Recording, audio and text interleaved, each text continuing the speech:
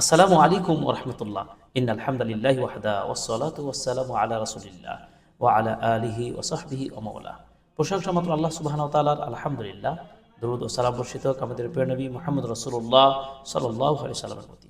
কাছে ও দূরের দেশ ও প্রবাসে যারা আমাদেরকে দেখছেন সকলকে অভিনন্দন জানিয়ে আজকে আমাদের স্টুডিওতে আপনাদেরকে একটি গুরুত্বপূর্ণ নসিহা উপদেশ নিয়ে উপস্থিত হয়েছি। বিষয়টি হলো, বিখ্যাত ইমামগণ বলেছেন, মানুষ যখন কোনো কাজে ব্যস্ত থাকে তখন তার ব্যস্ততা যদি আনুগত্যের সাথে হয় তাহলে বুঝতে হবে সেই ব্যক্তি আল্লাহর ইবাদতে রয়েছে। আর যদি সেই লোকটি যদি আল্লাহর জিকির আজকারের মধ্যে থাকতে না পারে তাহলে অবশ্যই বুঝে নিতে হবে সেই লোকটি অবশ্যই কোনো না কোনো মানবীয় কাজে ব্যস্ত রয়েছে অথবা পাপের কাজে রয়েছে।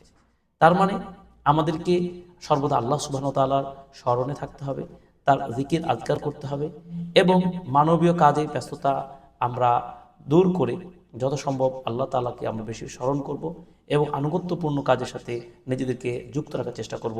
আল্লাহ তাআলা আমাদের কথা ও কাজে কর্মে প্রতিটি মুহূর্তে যেন তার আনুগত্যপূর্ণ কাজগুলো করার সুযোগ করে দেন এবং আল্লাহ তাআলা আমাদের তৌফিক দান করেন এবং আমরাও চেষ্টা করব সর্বদা আল্লাহকে খুশি করা যায় এমন কিছু কাজ, এমন কিছু কথা বলার চেষ্টা করব।